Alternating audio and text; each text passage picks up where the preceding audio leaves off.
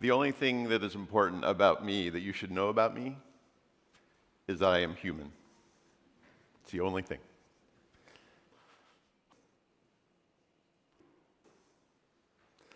So I want to start in the spirit of truth-telling with a couple of fundamental truths.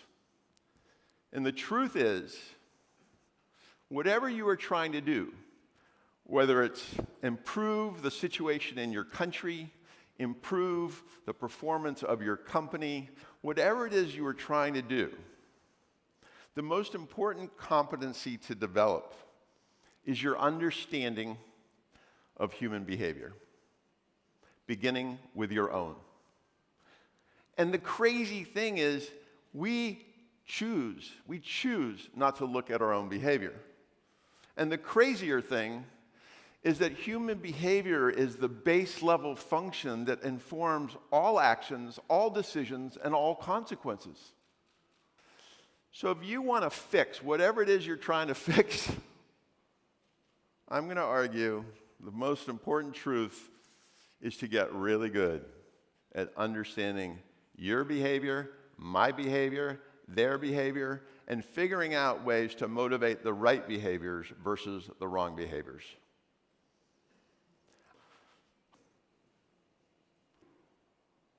I think the ultimate winners in the race are not going to be the ones that innovate the most. They're going to be the ones that understand humanity the best. Because this is the crazy, crazy truth. 75% of startups in the world fail. 84% of digital transformation fails. Last 10 years in the United States, $1.3 trillion was spent on digital transformation by big companies. $900 billion was determined to be a waste of money. 95% of corporate innovation fails. The reason why this stuff fails is because it's not that they can't build the thing or create the technology or develop the app. It's because they can't figure out how to get the humans to behave differently to adopt the thing. It's a behavioral issue. It's not an innovation issue. So if you want to win the race, recognize this is what the race is actually about. It's not about innovation. It's about how do we change our individual and collective behaviors to realize the full potential of our society.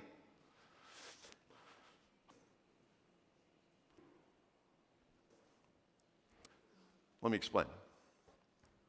The arc, there's an arc, the rise and the fall. Every empire, this applies to companies too. Arguably it applies to individuals.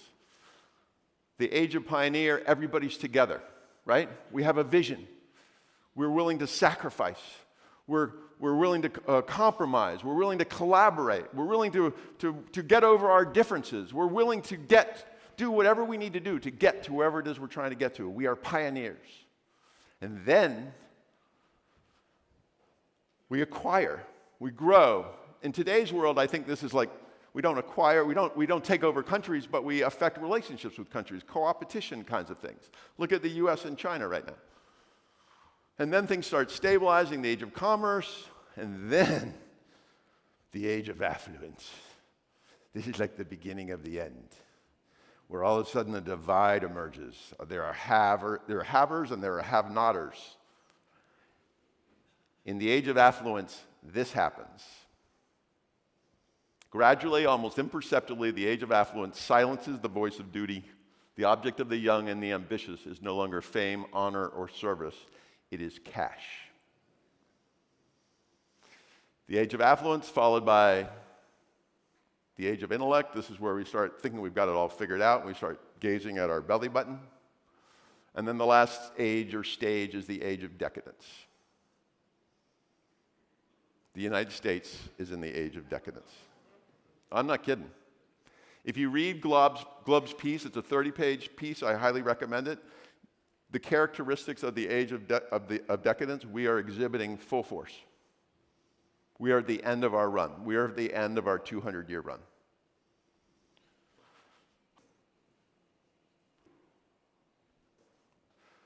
I jumped to the conclusion, if we want to change the outcome, we have to change our behaviors, and one of the most essential behaviors to change is to move from caring about you, or even caring about your company, to caring about the whole. The question is, where are you in this arc? Where is Argentina in the arc? And I thought about this and thought about it and ultimately I decided it doesn't matter. It doesn't matter where you are in the arc. What matters is how you go forward. I think in today's world, every country needs to be a pioneer. That the only way you survive, I'm not talking about thriving, surviving, is by being a pioneer. So what do pioneers exhibit? What are the behaviors? What are the 5 key behaviors of pioneers? Number 1, they look forward. They don't look down and they don't look back. They don't bemoan, they don't complain. They're out there. We're going out there. The problem is most of you won't change your behavior. So you've got to find what I call shared adversity. And it's based on this simple idea. There are only 2 motivators of change: aspiration and desperation. And the problem is desperation is really the only one that works. I use an example of I've been wanting to lose 10 pounds for 5 years. This is true. 5 years, 10 pounds, 5 kilos, 4 kilos, I don't know. And I go to the doctor, and the doctor says, Chris, if you don't lose 10 pounds, you're going to double the risk of a heart attack. I lose 10 pounds by Monday. So we've got to find sufficient desperation in the situation where we're willing to put down our phones, stop looking at Facebook, and get serious about how you come together to solve the problems of this country. Bad behaviors have got to go. Most people are paralyzed by obstacles. Pioneers, aka entrepreneurs, get off on them. I'm pretty sure that everybody in this room thinks you're right. You think you're right, right? You think you're right? Anybody here think they're wrong? No. But here's an interesting little factoid. So I read this book on the plane down from Boston.